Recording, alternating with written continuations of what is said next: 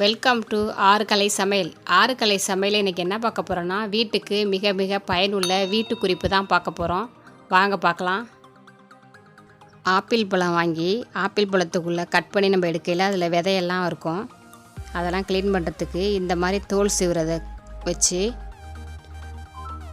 Apple நடுவில் இப்படி ரவுண்டாக கொடுத்து சுற்றினோம்னா உள்ளே இருக்க காம்பு எப்படி அழகாக வந்துருச்சு பாருங்கள், சூப்பராக. இந்த மாதிரி ஆப்பிளை க்ளீன் பண்ணிக்கலாம். க்ளீன் பண்ணிவிட்டு நம்மளுக்கு வேணுங்கிற ஷேப்பில் கட் பண்ணி எடுத்துக்கலாம். அடிப்பகுதியிலே இந்த மாதிரி ரவுண்டாக சுற்றினோம்னா அடிப்பகுதியில் உள்ள வேரும் வந்துடும். இப்போ நம்ம ஆப்பிள் க்ளீன் ஆகிடுச்சு. நம்மளுக்கு வேணுங்கிற ஷேப்பில் கட் பண்ணி நம்ம சாப்பிட்டுக்கலாம். ரேஷன் அரிசி இட்லிக்கும் சரி சாப்பாட்டுக்கும் சரி சில பேர் பயன்படுத்தும் போது அதில் வாடை அடிக்கும். அந்த தண்ணியில் கழுவையில் தண்ணி வந்து எண்ணெய் மாதிரி பிசு பிசுன்னு வரும். அந்த மாதிரி வராமல் இருக்கிறதுக்கு அரிசியில் கொஞ்சம் தண்ணி ஊற்றிட்டு ஒரு கைப்பிடி கல் உப்பை போட்டு நல்லா பிசைஞ்சு கழுவுனோம்னா அந்த பிசு பிசுப்பு அந்த வாடை எதுவுமே இருக்காது. இந்த மாதிரி எல்லாமே அழுக்கெல்லாம் எடுத்துக்கிட்டு வந்துடும். தண்ணி ஊற்றி நம்ம வாஷ் பண்ணிவிட்டு நம்ம சமையலுக்கோ சாப்பாட்டுக்கோ இட்லிக்கோ யூஸ் பண்ணிக்கலாம். அரிசியை எந்த வாடையுமே இருக்காது, எந்த பிசு பிசுப்பும் இருக்காது.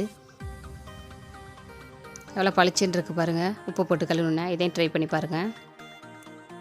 தேங்காய் பால் சில பேர் வந்து திக்கா இல்லைன்னு சொல்லுவாங்க. பால் திக்காக வர்றதுக்கு நம்ம பால் ஆட்டுறதுக்கு முன்னாடி வெது வெதுன்னு சுடுதண்ணி வச்சு அந்த தேங்காயில் ஊற்றி அரைச்சி எடுத்தோம்னா பால் நல்லா திக்காக வரும். எவ்வளோ திக்காக இருக்குது பாருங்கள் பால்.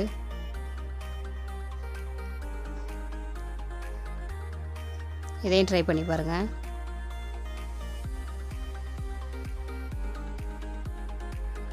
தேங்காய் சீக்கிரம் உடையிறதுக்கு நம்ம தேங்காயை ஃபஸ்ட்டு கழுவிடணும். தேங்காயை நல்லா ஈரம் படுத்திட்டோம்னா சீக்கிரம் உடச்சிடலாம். நல்லா ஈரப்படுத்திட்டு வீட்டில் இருக்க உரக்கல் எடுத்து உடச்சோம்னா டக்குன்னு உடஞ்சிரும். 2 வாட்டி தட்டினாலே உடஞ்சிரும். தக்காளி சீக்கிரமாக கெட்டு போகாமல் இருக்கிறதுக்கு என்ன செய்யலாம் அப்படின்னா, நம்ம எந்த பாக்ஸில் தக்காளி ஸ்டோர் பண்ணுறோமோ அந்த பாக்ஸில் ஒரு டிஷ் பேப்பர் போட்டுட்டு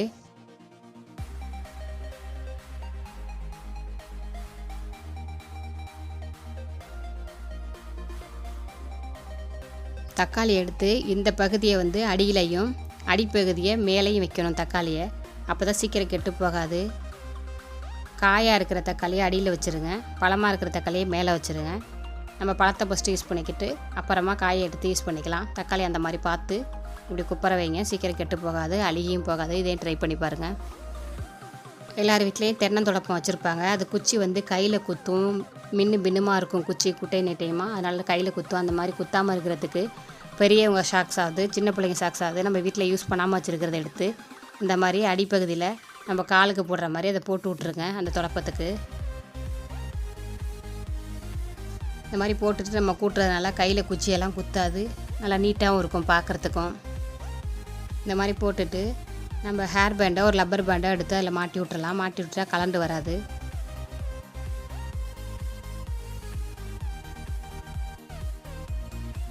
இந்த மாதிரி மாட்டி விட்டுட்டு நம்ம கூட்டினோம்னா பார்க்குறதுக்கும் நல்லாயிருக்கும், கூட்டுறதுக்கு கை வலிக்காது. இதையும் ட்ரை பண்ணி பாருங்கள். கத்தியோ கத்திரிக்கோல் அருகாமனை அதெல்லாம் வந்து ஷார்ப் இல்லாமல் இருந்துச்சுன்னா நம்ம வீட்டில் டீ குடிக்கிற கப்பை வச்சு நம்ம அடிப்பகுதியில் இப்படி தேய்ச்சி கொடுத்தோம்னா நல்லா ஷார்ப்பாகிடும். கத்தி அருகாமனை கத்தி எது வேணுமாலும் நம்ம ஷார்ப் படுத்திக்கலாம். அது மாதிரி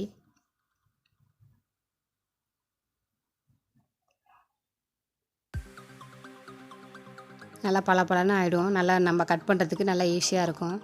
எவ்வளோ ஷைனிங்காக இருக்குது பாருங்கள் தீட்டினோன்னே.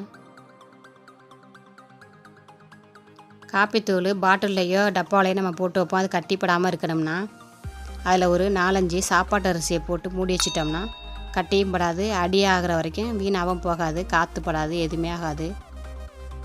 அப்படியே இருக்கும் புதுசு மாதிரியே காப்பித்தூள். இதையும் ட்ரை பண்ணி பாருங்கள்.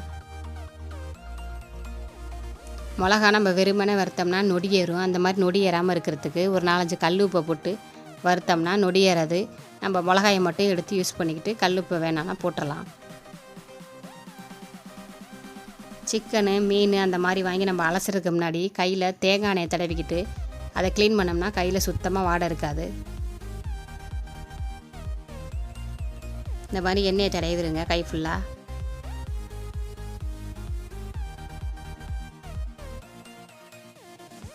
தரையிருப்பை க்ளீன் பண்ணோம்னா கையில் வாடையே இருக்காது. சிக்கனில் பிசுபிசுப்பு இருக்கும். அந்த பிசுபிசுப்பு வாடை எதுவுமே இல்லாமல் இருக்கிறதுக்கு மஞ்சத்தூளும் கல் உப்பும் போட்டு நல்லா உரசி கழுவிட்டோம்னா இந்த சிக்கன்லேருந்து வர கொல கொலன்னு இருக்கிறதும் போயிடும். இப்போ இருக்க பறவை காய்ச்சல் எந்த காய்ச்சலையுமே மஞ்சள் போட்டு க்ளீன் பண்ணுறதுனால கிருமியெல்லாம் கொன்னுடும், எதுவுமே வராது. இது மாதிரி க்ளீன் பண்ணிவிட்டு சமைங்க. தேங்காயை உடைச்சிட்டு நம்ம இந்த மேல் பகுதியை லேட்டாக யூஸ் பண்ணிக்கலாம். குடுமி இருக்கிற பகுதியை நம்ம உடனே யூஸ் பண்ணிடணும். அதுக்கு தான் குடுமி வச்சுருக்குறாங்க. அந்த குடுமியை பிச்சோன்னா பாருங்கள், அதில் 3 கண் இருக்கும். இந்த கண் இருக்கிற பகுதி தான் சீக்கிரம் கெட்டு போகும் தேங்காயை. அதனால் அதை ஃபஸ்ட்டு யூஸ் பண்ணிடுங்க, அப்புறம் தான் அந்த பகுதியை யூஸ் பண்ணணும். கெட்டு போகாமல் இருக்கிறதுக்கு தான் குடுமி வச்சுருக்காங்க. நம்ம குடுமி பிக்கிறதுனால சீக்கிரம் கெட்டு போயிடும் தேங்காய். குடுமி பிச்சதுக்கப்புறம் யூஸ் பண்ணிடணும்.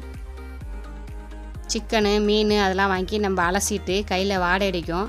அந்த வாடை அடிக்காமல் இருக்கிறதுக்கு அலசினதுக்கப்புறம் நம்ம வீட்டில் என்ன பேஸ்ட்டு யூஸ் பண்ணுறோமோ அந்த பேஸ்ட் எடுத்து கையில் கொஞ்சமாக தடவிட்டு நல்லா தேய்ச்சி வாஷ் பண்ணோம்னா வாடையே இருக்காது கையில். நீங்கள் மீன் கறியெல்லாம் அலசினீங்கன்னு சொன்னால் யாருமே நம்ப மாட்டாங்க. கையில் வந்து அவ்வளோ வாசனையாக இருக்கும். இதையும் ட்ரை பண்ணி பாருங்கள்.